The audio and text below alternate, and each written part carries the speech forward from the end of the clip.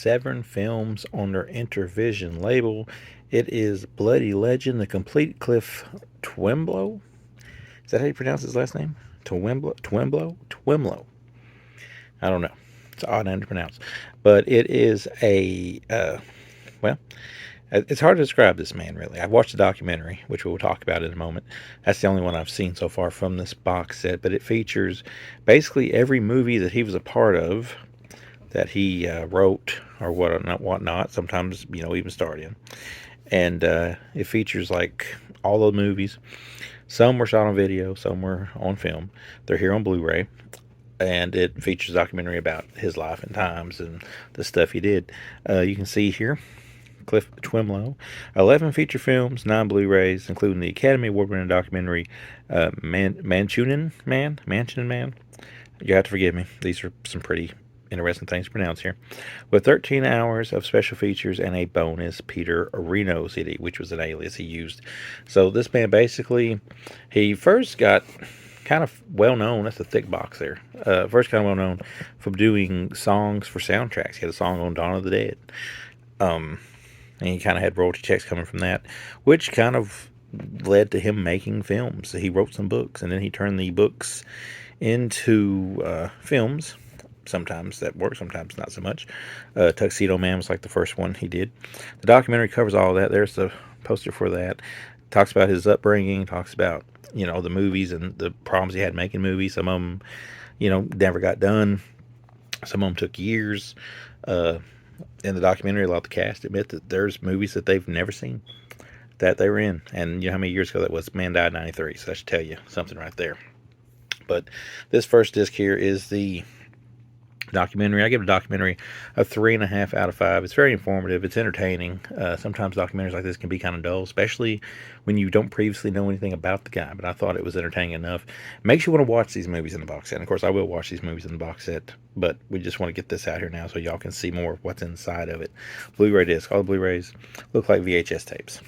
There is your list of extras for special features for the documentary. Which I can't show you the last page. The last page has nudity in it, so I won't be able to show you that page. But this one here, Tuxedo Warrior. This was the movie that he wrote that ended up being made into a feature film. He wrote a book, and he has a part in it. It's, I think, shot on film, actually.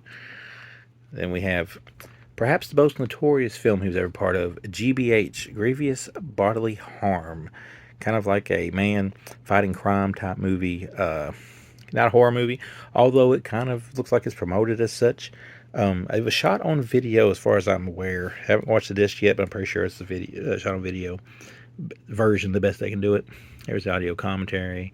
UK release only for that. Credit sequence, alternate Pack TV special. Original director's cut, 89 films. Or 89 minutes, my bad. This one here seems to be probably the most popular of the bunch. The most infamous of the bunch, probably for that cover. But yeah, that's probably the first one I will watch before Tuxedo Man. Then we have Target Eve Island and Ibiza Connection. Now these films were, I think they were also shot on video, but these were the ones that took years and years to make, from what I understand, especially this one, because they had to keep rewriting stuff. The army invaded the island that it was being shot on, so it ended up, having quite a few difficulties that happened with that.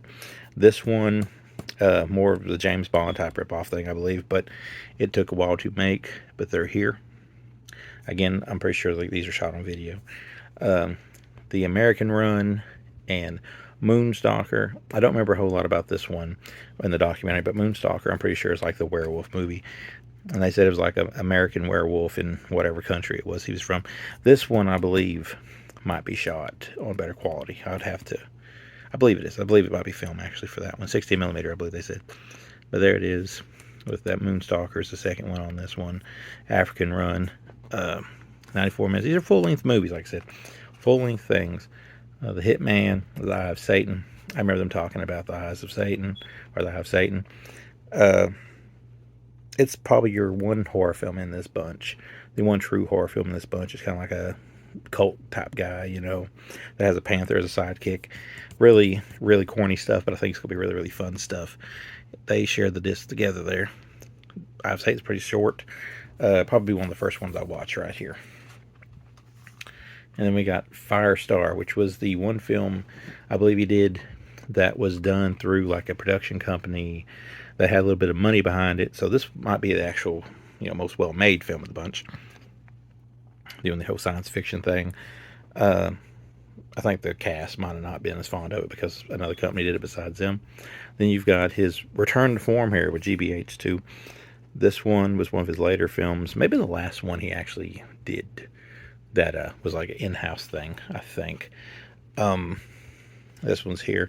Can't show you the next one because it was some stuff he did with his friends. It's like a nude massage how-to thing, and something else. Let me check real quick here. I just showed you that. I won't have to link that out. I'll link it out. But yeah, it's a nude massage and a fitness over 40 thing. And of course here is a CD soundtrack with the music that the band made. So yeah, cool set from Severin / Intervision. It's gonna be a lot of fun to dive into. The documentary, like I said, was really good, very informative. It makes you want to watch. Hell with it. Makes you want to watch the stuff that's on this. So yeah, I already recommend it based off the documentary alone, but we will do reviews of the films.